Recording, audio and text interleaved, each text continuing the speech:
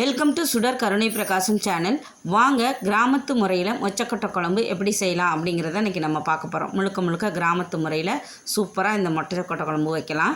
இதுக்கு காஞ்ச மொச்சை நான் ஒரு 200 கிராம் எடுத்து காலையிலேயே எழுந்திரிச்சு ஊற போட்டுட்டேன். மத்தியானம் குழம்பு வைக்க காலையில் எழுந்திரிச்சோன்னா ஊற போட்டிங்கன்னா கரெக்டாக இருக்கும்.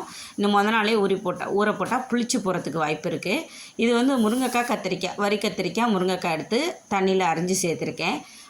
இப்போ ஒரு உருண்டை அளவு புளி, ஒரு 25 பூண்டு பல், 2 தக்காளி கட் பண்ணி வச்சுருக்கேன், பெரிய சைஸ் தக்காளி, 1/4 கிலோ அளவுக்கு பூண்டு எடுத்து சின்ன வெங்காயம் எடுத்து உரித்து வச்சுருக்கேன். இப்போ நம்ம மொச்சக்கொட்டையை நம்ம குக்கரில் போட்டு கொஞ்சமாக தண்ணி வச்சு அதுலேருந்து 1 இன்ச்சு கூட வர அளவுக்கு வச்சு ஒரு 3-4 விசில் விட்டு எடுத்துக்கலாம். ரொம்ப குலைவாக வேக வச்சிடாதீங்க. இப்போ இன்னொரு கடாயில் குழம்பு தாளிச்சிக்கலாம். நம்ம இதுக்கு நல்லெண்ணெய் ஒரு 50 ml நல்லெண்ணெய் விட்டுருக்கேன்.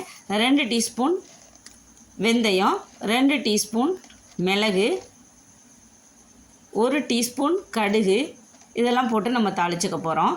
கடுகு 1லேருந்து 1.5 டீஸ்பூன் சேர்த்திக்கலாம். இது எல்லாமே முழுசாக நம்ம சேர்க்குறோம். இந்த தாளிப்பு ரொம்ப முக்கியம். 2 பெரிய கட்டி துண்டு அளவுக்கு நம்ம கட்டி பெருங்காயம் எடுத்துருக்கோம். இது என்ன, இந்த மொச்சக்கொட்டையில் லைட்டாக வாயு இருக்குது அப்படிம்பாங்க, நிறைய பேருக்கு ஒத்துக்காது அப்படின்லாம் சொல்கிறதுனால நம்ம கண்டிப்பாக இந்த கட்டி பெருங்காயம், சீரகம். இப்போ சீரகம் லாஸ்ட்டாக சேர்க்கணும். முதல்ல சேர்த்துட்டோன்னா கசப்பு தட்டி போயிடும். 1 டீஸ்பூன் சீரகம் சேர்த்துருக்கோம். அது சேர்த்த உடனே பூண்டு 25 பூண்டு பல்ல நம்ம உரித்து சேர்த்துருக்கோம். 3 பச்சை மிளகாய், கருவேப்பிலை, வெங்காயம், சின்ன வெங்காயம் இதெல்லாம் போட்டு நல்லா வதக்கிக்கிறோம். இந்த வதக்கும்போது நல்லா அந்த ப்ரௌன் கலரில் வரணும். அப்போ தான் இந்த காரக்குழம்பு இந்த மாதிரி குழம்பெல்லாம் நல்ல டேஸ்ட்டாக இருக்கும். இந்த வெங்காயம் தக்காளி வதங்குறது தான் அந்த குழம்புக்கு ருசியை கொடுக்கும். அதை மட்டும் கரெக்டாக வதக்கிக்கோங்க. உப்பு போட்டு வதக்கிக்கோங்க. இந்த வெங்காயத்தோடு உப்பு போட்டு வதக்கிறப்ப சீக்கிரம் வதங்கும். அதுக்கு தான் சொல்கிறேன். சீக்கிரம் நல்லா வதங்க விட்டுட்டு இப்போ தக்காளி சேர்த்துக்கலாம். தக்காளி சேர்த்து அதையும் நல்லா வதக்கிக்கலாம். இந்த தக்காளி நல்லா சுருளாக வதங்கிடணும். இந்த புளிக்குழம்பு, மீன் குழம்பு, காரக்குழம்பு இதுக்கெல்லாமே வெங்காயம் தக்காளி நல்லா வதங்கிடணும். அப்போ தான் நல்லாயிருக்கும். இப்போ நல்லா வதங்கிருச்சு வெங்காயம் தக்காளி. இப்போ கத்திரிக்காயை போட்டு வதக்கிக்கலாம். இந்த காரக்குழம்பு இந்த மாதிரி குழம்புக்கு நம்ம எப்போவுமே இந்த கத்திரிக்காயை வதக்கிட்டு வைங்க. எடுத்து திங்கும்போது நல்லா டேஸ்ட்டாக இருக்கும். அது இந்த வயக்காட்டிலலாம் வேலை செஞ்சுட்டு வருவாங்க எங்கள் ஊருங்கள்லாம். அப்போ இந்த மொச்சக்கொட்டை போட்டு இந்த கருவாடு போட்டெல்லாம் குழம்பு வைப்பாங்க. அதுவும் ஈவினிங் டயத்தில் வைப்பாங்க. சூப்பராக இருக்கும். யாருக்கெல்லாம் இந்த மாதிரிலாம் சாப்பிட்ருக்கீங்கன்னு சொல்லுங்கள். நிறைய பேர் சாப்பிட்ருப்பீங்க, இருந்தாலும் சொல்கிறேன். அதுவும் இந்த மழை டயத்தில் இந்த மாதிரி குழம்பெல்லாம் வச்சு சாப்பிட்றப்ப நல்லாயிருக்கும். இப்போ நல்லா வதக்கி விட்டுட்டு நல்லா அந்த வெங்காயம், அந்த கத்திரிக்காய் நல்லா அந்த நல்லெண்ணெயிலே விட்டுருக்கு வதக்குறோமா, நல்லா டேஸ்ட்டாக இருக்கும். எடுத்து சாப்பிட்றப்ப நல்லாயிருக்கும். எனக்கு கத்திரிக்காய் பிடிக்கும், அதனால் நல்லா தாராளமாகவே போட்டிருக்கேன். முருங்கைக்காய் ஒரு 3 முருங்கைக்காய் அதையும் சேர்த்து நல்லா வதக்கிக்கோங்க. இந்த காயெல்லாம் நல்லா பச்சை வடை வதக்கிட்டு நம்ம குழம்பு வைக்கிறப்ப நல்லாயிருக்கும். இந்த மாதிரி நல்லா வதங்கணும். ஓரளவுக்கு நல்லா வதங்கினதுக்கப்புறமா நம்ம மசாலா பொடியெல்லாம் சேர்க்கலாம். மிளகாத்தூள் 1 டேபிள் ஸ்பூன் மிளகாத்தூள், 2 டேபிள் ஸ்பூன் மல்லித்தூள், ஒரு 1/4 டீஸ்பூன் மஞ்சத்தூள். அவ்வளோதான். அதுக்கு மேலே எந்த இதுவும் சேர்க்க வேணாம். சில பேருக்கு சாம்பார் தூள் சேர்ப்பாங்க. விருப்பம்னா நீங்கள் சேர்த்துக்கலாம். ஒரு 1/2 டீஸ்பூன் சாம்பார் தூள் சேர்த்தா இன்னும் கொஞ்சம் டேஸ்ட்டாக இருக்கும். நான் இன்றைக்கி சேர்க்கலை. வேணும்னா சேர்த்துக்கோங்க. நான் அந்த கருவாட்டு குழம்பு டேஸ்ட்டில் வைக்கிறேன். அதனால் நான் இந்த மாதிரி வைக்கிறேன். இதில் கருவாடு, ஒரு நெத்திலி கருவாடு நல்லா ஊற வச்சுட்டு ஒரு கைப்பிடி அளவு போட்டுட்டிங்கன்னா அடிபொலியாக இருக்கும்.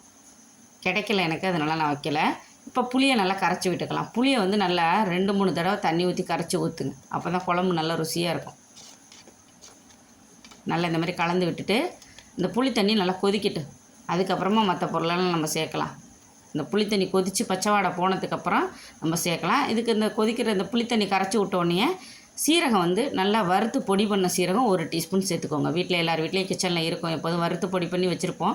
அதில் 1 டீஸ்பூன் போட்டுக்கோங்க, கரெக்டாக இருக்கும்.